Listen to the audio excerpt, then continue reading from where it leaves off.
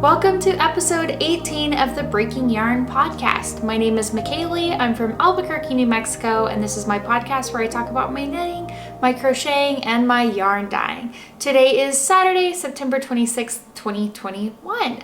Thank you so much for joining me today. If you are enjoying my podcast, please consider subscribing and hitting the bell for notifications for every time I put out a new podcast or a different video. Today I don't have any finished objects, but I do have 3 whips. One is a brand new whip that you haven't seen. I will announce the giveaway winner from last episode. Yay! And I have a few acquisitions, just some yarn and some stitch markers. And I have 1 finished object from the community to share with you. So let's just jump right into it. I will start with my new whip. This is in a bag that I got from Fate's Threads, Shayna, Fate's Threads. And this is, I'm not sure what I did with the tag. Okay, well, I'll just talk about it. This is a project that I'm doing. Sorry, I'm fixing all my ends here. I need to weigh them, so I didn't want to cut them off.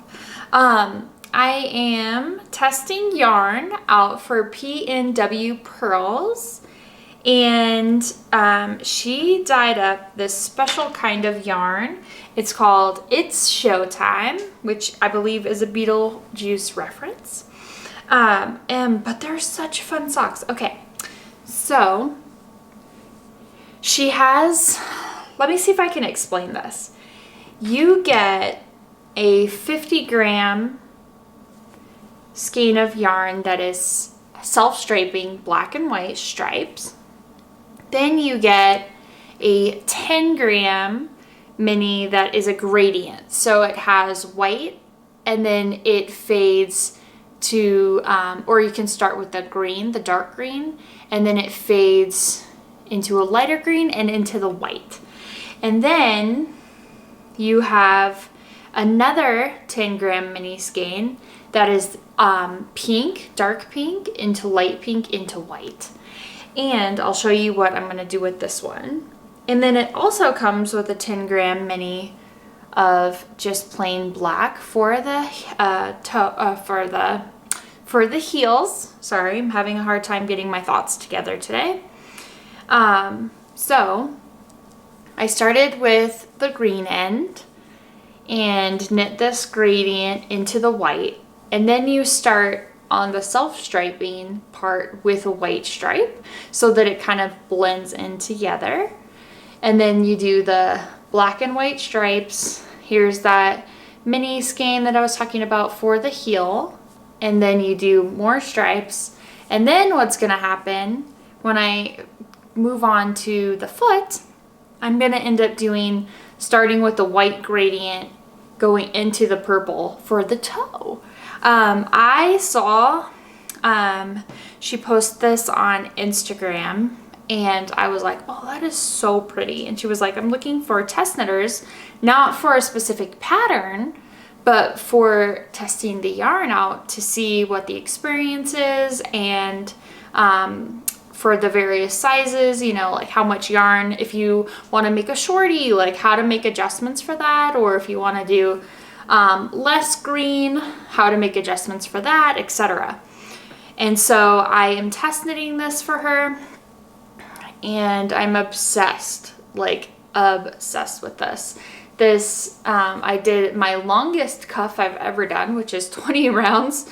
Probably the majority of these sock knitters, maybe you, already do 20 rounds. So you're kind of like, okay, Mikaylee, that's not that long of a cuff, but it was long for me. I usually kind of get bored at like 15 or something, and I'm like, okay, good enough, let's go.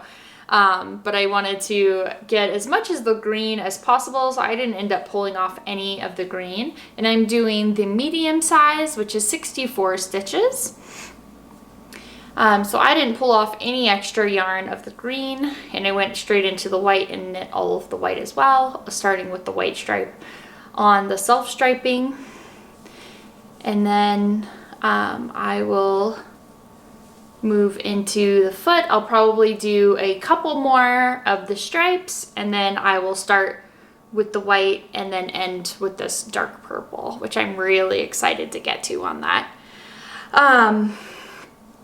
Yeah, this is it's really fun. I'm really enjoying knitting this for her. And and one of my, and I'm just doing the vanilla sock on 9-inch circulars, just following the Crazy Sock Ladies pattern for that. It's pretty easy. I did the slip stitch heel flap. That's my favorite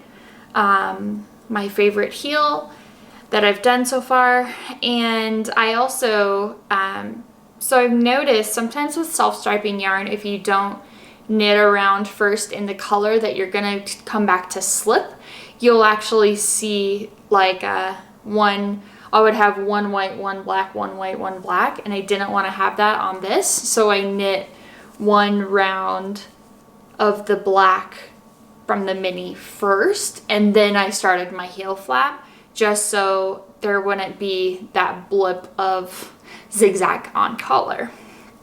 So that's just a little note that I've taught myself or learned from making mistakes. Usually on my second sock, I forget where I started the heel and I just go for it, and then I'm like, oh, this one looks a little different. So knit one round in the black and then start the heel flap, so there's no, you're not slipping any of the whites, you're only slipping the blacks. And this little charm here is actually part of my acquisitions. I don't know if you can see that. It's a little piece of pumpkin pie. I'm like turning it upside down. It's a little piece of pumpkin pie out of clay that my friend Rachel, she's Gwenspirations on Etsy and on Instagram, she makes these by hand, and I just thought that was so cute. And I wanted to keep progress yesterday. We went out on a little adventure, and so I wanted to keep track of how much work I had done on my projects. So I used this to mark. I finished my heel turn and picked up my gusset and finished my gusset decreases as well. And then I knit a few rounds past the gusset. So I just wanted to keep track of where I was on that, but that's one of my acquisitions as well. Let's see, what else about this sock? I can't think of anything else. I'm excited to, no, okay. Okay, so I'm learning about all the cows that are happening right now as well on Instagram. So one of them is the Spooky Socks make-along, I think. I'll put it down here in the screen. It's the Spooky Socks make-along, I believe. And it's hosted by Moonglow Yarn Co.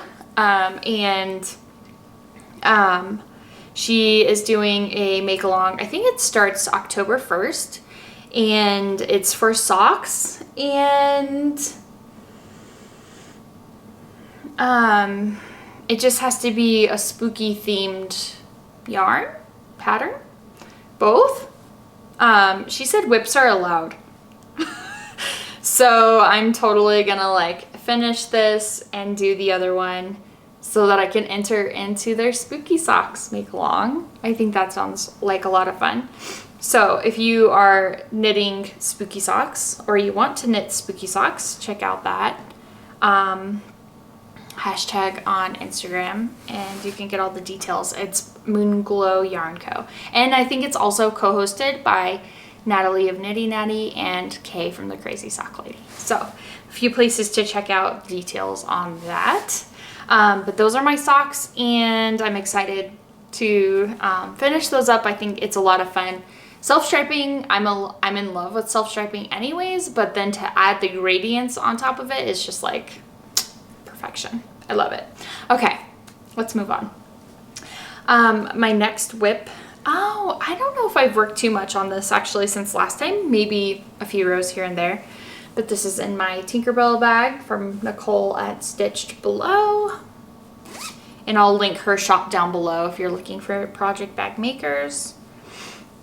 This is the Perfectionist Trap shawl by Kacey. She's Kacey Knits on Instagram. And this is the Heisenberg colorway. I'm using Swish DK in Heisenberg. Let me see, and it's a really simple texture here. Just knits and slips and increases, of course. But she is doing a Kacey Knits Shawl knit along, and it goes until October 15th.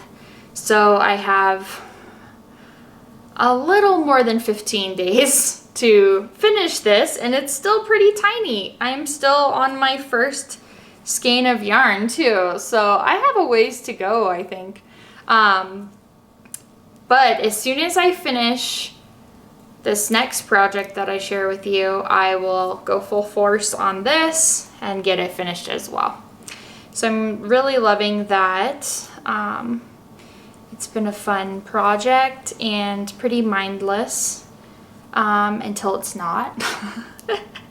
And I just mean because I've made mistakes on it, and then I'm like, oh, what am I doing? Like, I'm not supposed to be knitting, and I'm like doing something else. So yeah, so this is the Perfectionist Trap shawl, and I just added a progress keeper so I can see how much progress I make last time, because I'm pretty sure I only knit on it probably less than 10 rows, which is not a lot. But I'll show you where my time and energy has been going in my next whip here. I have this in my big breaking yarn project bag. It says, I am the one who knits. And you will probably be surprised. Okay, so last episode. See if I can get untangled here to show you this in a good way. I was all the way down here. You see where I was? Okay, so I had just barely started the intarsia for the stripes last episode. Like just barely, like maybe 2 or 3 stripes at the most. And I did all of this. This is my front panel. This is my Beak Street Tee. That's a pattern by Bridget Pupillo, and it's in my color block projects book from Knit Picks. And you can also buy the individual pattern from Knit Picks as well. But this is the front panel, and I am currently working on the cap sleeve shaping. And I just have a little bit left to do, maybe a couple of stripes more, and then I will do the next steps. But basically all I have left to do is to finish this front panel, and then I will seam the 2 pieces together, the front and the back. I have the back panels been done for a little while now. Here's the back panel. It's a little crushed because it's been in my bag, crushed. But here's the back panel. And then the front panel is opposite. The red goes the opposite way. So it can go like that. Well, this is the back, but you get the idea. So it took me a little, like my brain was a little like, huh? Like about knitting it opposite. I don't know why, it just like really messed me up. It like stunted me. I was like, I don't know if I could, like, I know I can do this, but like it's just gonna take me a little bit more brain power to do it. But I got through it. I finished all of the red part, which I'll talk about. I realized last episode I didn't even mention what yarn I was using. I was like, oh my gosh, Mikaylee, when I was editing. So the red, I only have a little bit left of it. This is Bleeding Out. That's the colorway in my quarter round fingering base, which is 100% superwash merino wool. And then for the striping, I'm doing, they get a little tangled when I'm doing intarsia, but I'm doing Lily of the Valley in quarter round fingering and Jane Margolis in the quarter round fingering as well. So those are my 3 colors. I'm completely done with the red, so this is how much I had left. I am doing the size, I think 43 and a half. I think that sounds right, which seemed like it was kind of a large size. But there's obviously more sizes than that. It goes larger and it goes smaller. So it was kind of more in the middle, I guess. Not really a medium, but kind of on the larger side of the scale. But yeah, so I had enough of the red. I wasn't sure really how that would go, but I'm thinking I'll have enough of the Jane and Lily of the Valley as well, and I'll be able to finish off. So what I have left is to finish the cap sleeved shaping here, and then I will bind off like I did at the top of this one. It's like the neckline is on my cable from my Chalgu set that I use, and I cast off some of the shoulder stitches and left the neck stitches. And I'm notorious for not reading ahead, not really, so I'll have to figure out. I know I have to knit a neck band, so I'll have to do that. And then I'll also be knitting like a sleeve band. Like these are the sleeves, like it's not going to be a long sleeve like shirt or anything, it's a short sleeve shirt, but I need to knit like a band to go on each of the sleeves as well. So 2 sleeve bands and a neck band, and then seam them all together, or some sort of process like that. Okay, so that's that whip, and my goal is to get this done before next weekend, because I am going to the Taos Wool Festival in Taos, New Mexico next weekend with my friend Lisa. I'm so excited. I am going to film a vlog of the weekend trip as well, so that I can put it here on YouTube and take you guys along with me to my first wool festival, and it's in Taos. So that'll be a lot of fun. I'm really looking forward to it, and I already have plans to stop at a yarn store or 2 between here and there, and also one in Taos. I'm definitely going to check out Mooncat Fiber. I've been wanting to meet Kathy since she carries my yarn in her store. I would like to check out her store as well. So that's all my whips. I showed you, I didn't show you my second acquisition is on my Beak Street Tee. Oh, sorry. I went day camping yesterday, and so I wanted to keep track of how much progress I got done just while camping, or while like in the car. And so this is my second acquisition here. Is a little hand-painted guys, hand-painted stitch progress keeper from Rachel of Grinspirations. Again, it's a little pumpkin. I don't know if you can see that. It's so cute though. Ugh. And hand-painted. I can't even, she's a talented individual. You should definitely check out her shop, Rachel, and she's such a sweetheart too. So that just helps. Okay, my last acquisition I have is some yarn I picked up from Granite State Yarns. This is the Berry Pickin colorway. I loved this. I thought it was really pretty with all the pinks and purples and light pinks and specklies. and like these darker parts. Look, I'm so excited to knit this up. Okay, and I'll tell you, she also sent me this cute little mini skein that matches. It's in the colorway Raspberry. It's a 20 gram. Those go really cute together. I might actually try to not do a contrast on these. What I'm gonna do with this, this is her sock base. Granite State sock base. It's a 75-25, 463 yards. But I'm going to enter another cowl, 2 cowls more. Oh my gosh. Okay, so my plan with this one, Lauren from Granite State Yarns is hosting a stitch along with Allison M. Clark on Instagram. That's, I think it's Stitchery and Co. Don't quote me. I'll put it down in the description box or here on the screen, whatever. Yeah, so they're hosting a spooky stitch along, I believe, spooky season stitch along.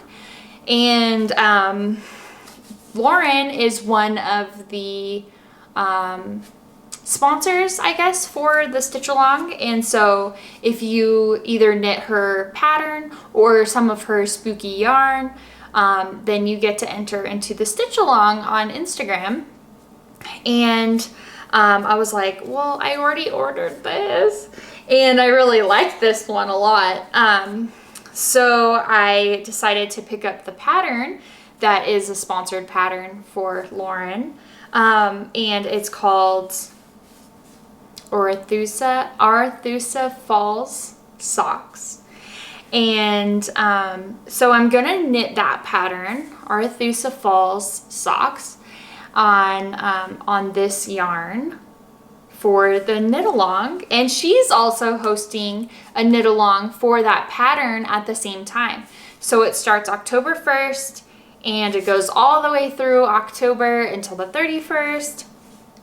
And so yeah, that's my plan for this yarn. I'm gonna knit the Arethusa Falls. I don't know, I have such a hard time saying. I had to look up how to pronounce Arethusa because I just like I don't know how to say this and I'm gonna mess it up. And here I'm like telling you my research I did on it. But Arethusa Falls Socks, I'm gonna knit that pattern from Lauren on this yarn, with this yarn, Berry Pickin, which is very fall, so kind of spooky too, maybe? Oh, I don't know. It might be pushing it, but I can get away with doing it just with the pattern. So that's what I'm gonna do. Okay, and she also sent me some tea. Can't go wrong there. Okay, so the very last, oh no, not the last thing.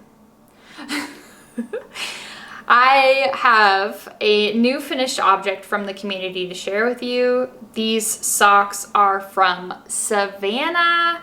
She is Sav's Stitches on Instagram. She knit the body of this sock in Jesse Pinkman, the sock fingering base from my shop.